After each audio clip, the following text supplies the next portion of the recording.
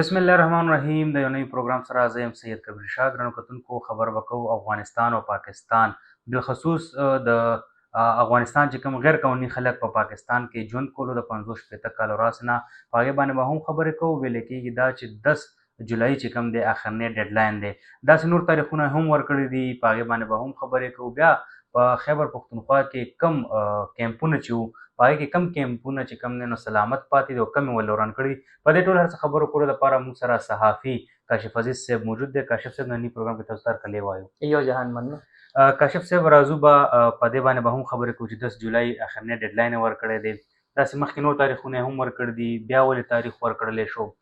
دا راته ووایه چې په خیبر پښتونخوا کې څومره کیمپونه او په کومو علاقو کې کیمپونه او هغه کیمپونه اوس شته او که ختم کړي دي والله؟ کبیر خانه که وګورو په خیبر پښتونخوا کې د افغان کډوالو کم چې کیمپونه وو جی په هغې کې زموږ په کوهاټ روډ باندې چې کوم دی په لوی تعداد کې افغان مهاجرین چې دي هغه دلته کې هغوی ژوند کولو کاروبارونه یې هم وو.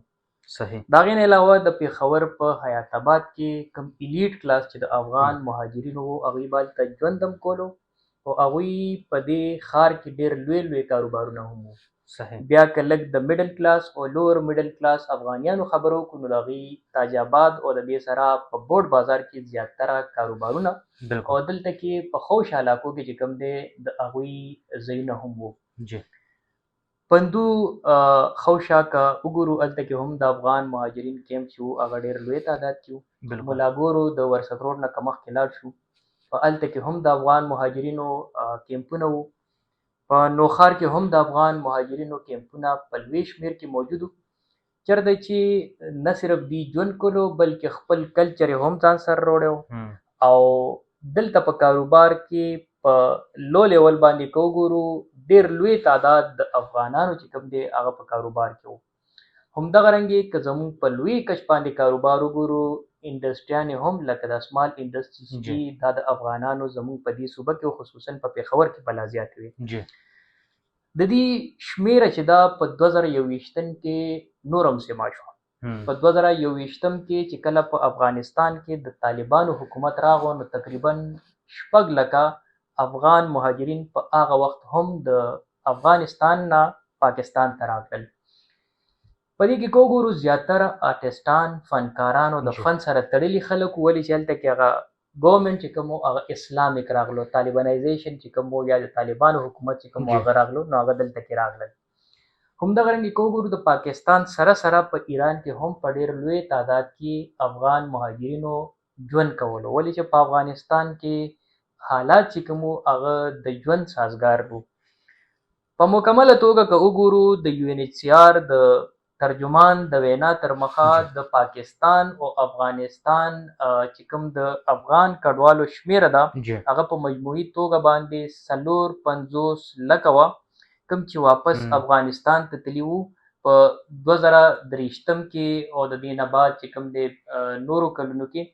او همدغه رنګې که وګورو د تېرې میاشتې په 28مه نیټه باندې په کراچۍ کې چې کله یو د ترهګرۍ پیښه وشوه او په هغې کې په مبینه توګه باندې د ذریعو تر مخه افغان غیر قانوني مقیم مهاجرین چې وو هغه پکې ملوث وو.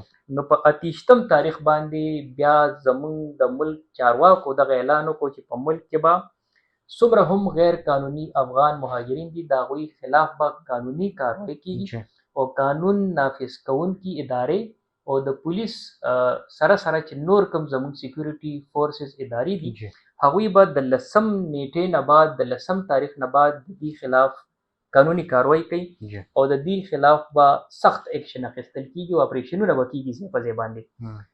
اوس دغه ډیډلاین چې کوم دی رو تر رو رانږدې کېږي د 1 نه واخله تر پرون ورځ د شپې پورې تقریبا 14,000 افغانان چې کوم دي هغوی خپلو وطنونو ته لاړل.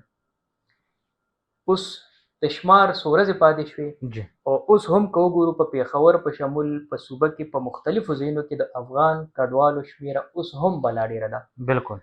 خو د دې سره که زه تاسو ته خبره وکړم نو د دوره روډ چې کوم دی دلته کې ډېر زیات افغان کډوال پاتې کېدل.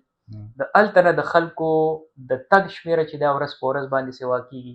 صحیح. ملاګوري په ورسک روډ باندې بره علاقه ده او هلته کې که بیا غریزې علاقې مونږ بره وګورو لوړه مینه وګورو هلته کې د افغان کډوالو یو کیمپ و د جمعې په ورځ هلته کې زه تللی وم او هلته ما وکتل هغه افغان کډوال کیمپ چې کوم دی هغه په مکمل توګه باندې ختم شوی دی. ختم کړی دی.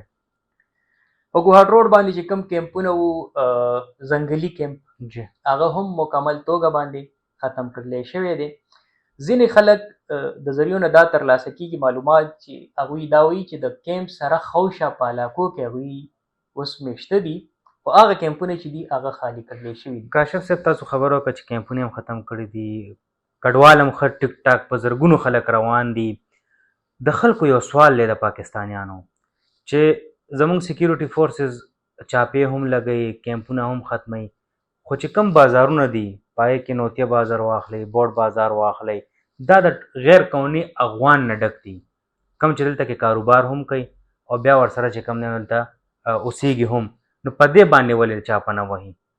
ګورئ جي څنګه چې تاسو سره ما خبره شریکه کړه سیکیورټي فورسز او قانون نافذ کوونکي ادارې چې دي هغوی به د 11 نیټې نه پراپر په هر کیمپ باندې په هر علاقې باندې په هر دکان په هر مارکیټ باندې چاپې وهي او دغه افغان کډوال چې چا سره پاسپورټ نی یا قانوني کم کاغذونه چې ضرورت دی ملک هغه نه وي نو هغوی به وباسي نه بلکې هغوی به سزاوار هم وي او هغوی سره دغه سوال اوچتېږي چې دغه تاریخونه یې مخکې هم ورکړي دي خو دا نه چې دې پسې هم بیا تاریخ ورکړي.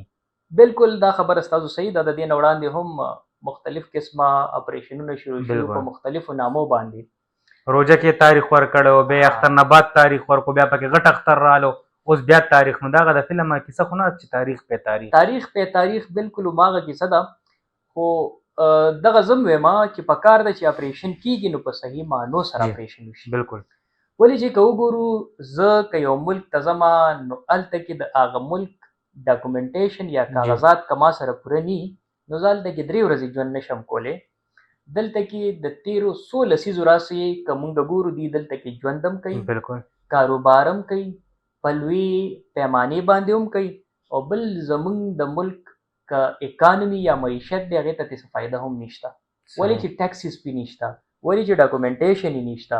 که چېرې دی زمونږ سرحد چیمبر آف کامرس چې کوم د پېښور دی یا مردان چیمبر آف کامرس یا نوشهره چیمبر آف کامرس یا په ملکي سطح باندې زمونږ کوم ادارې دي د هغوی سره رجسټرډ وي نو دوی به بیا پراپر چې کوم کاروبار کوي په هغې کې به پراپر زمونږ چې کوم ټیکس دی هغه به هم جمع کوي نو ملک ته به ترې کم از کم څه ناڅه راځي او د دې په نامه باندې به ټیکس فایلرز به هم شي دي خو د هغې دپاره اول ضروري ده چې دې سره ډاکومنټیشن خو چې تر کومه ډاکومنټ دا راته ووایي چې لکه د دې پتلو کې پاکستان ته فایده څه ده او نقصان یې څه دی؟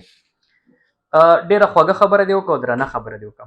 د ټولو ناول فایده چې زمونږ د سیمې زمونږ د کام ځوانانو ته به میلاویږي هغه ده چې ډېر داسې کاروبارونه دي چې په هغې باندې دوی خپلې خپې چې کوم دي هغه ایښي دي او هغه کاروبارونه یې په خپله ولکه کې اخیستي دي. صحیح هغه ځایونه به خالي شي هغه کاروبارونه به خالي شي زمونږ ځوانانو ته به د کاروبار مواقع میلو شي.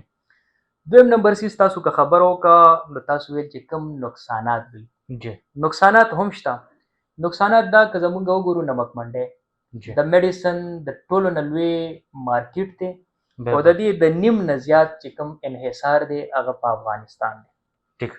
ټول میډیسن زمونږ دلته نه ځي په لوی کچ باندې افغانستان ته. صحیح هغه میډیسن چې کله نه ځي نو زمونږ د ملک پروډکشن چې کوم دی په هغې باندې به ډېر اثر غورځېږي په معیشت به ډېر اثر غورځېږي. دویم نمبر سیز د هغې کلچر او د دې صوبې کلچر په خصوصي توګه که وګورو نو یو شان دی خوراکونه یو شان دي لباس یو شان دی.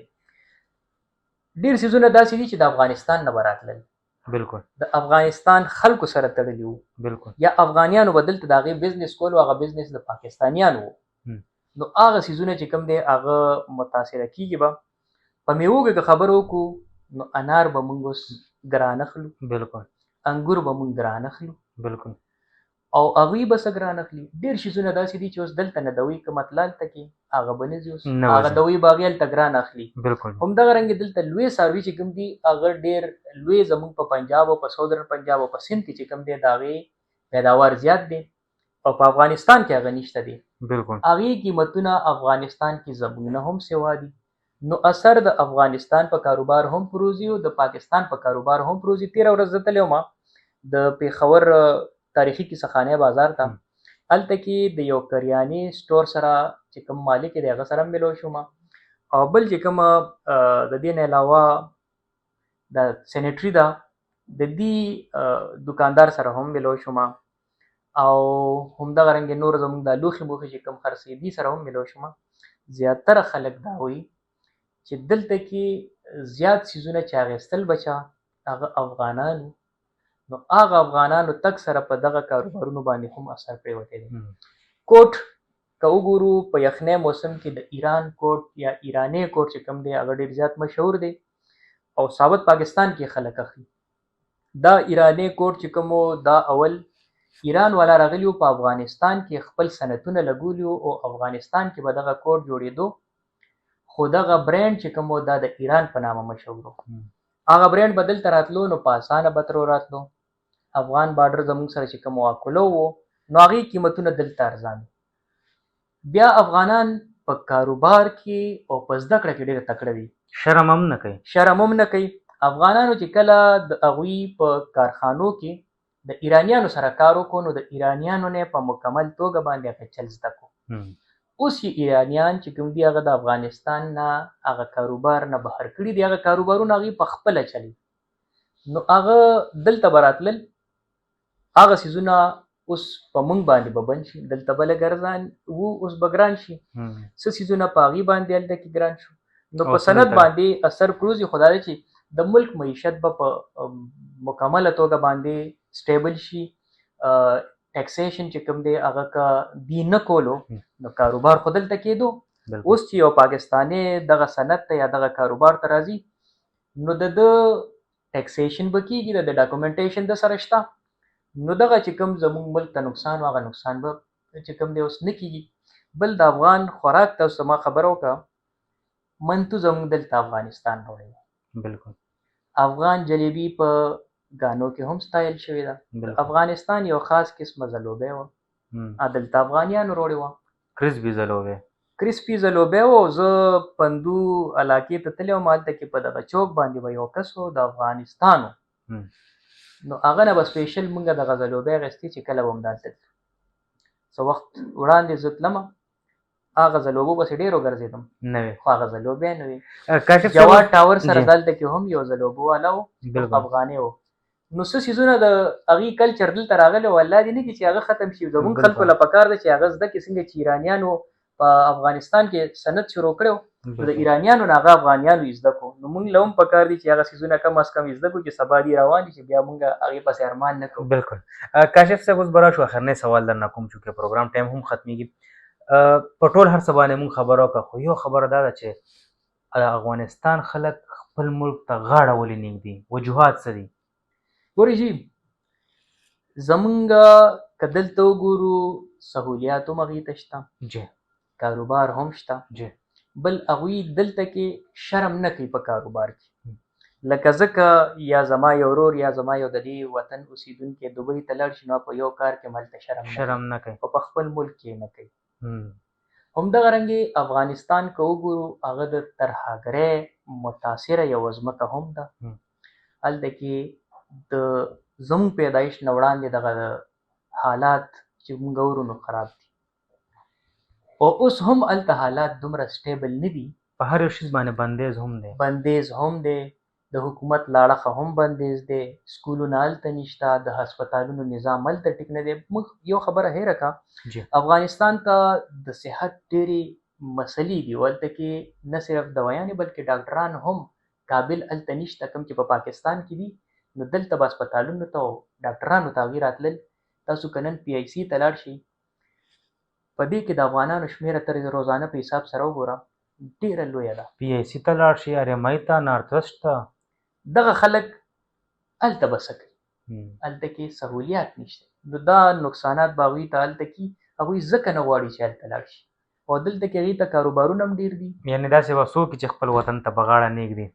بالکل ډیره مننه کاشف صاحب، یقینا ډیره ګټوره او ژوره خبرې وکړې. دا و زموږ نننی پروګرام.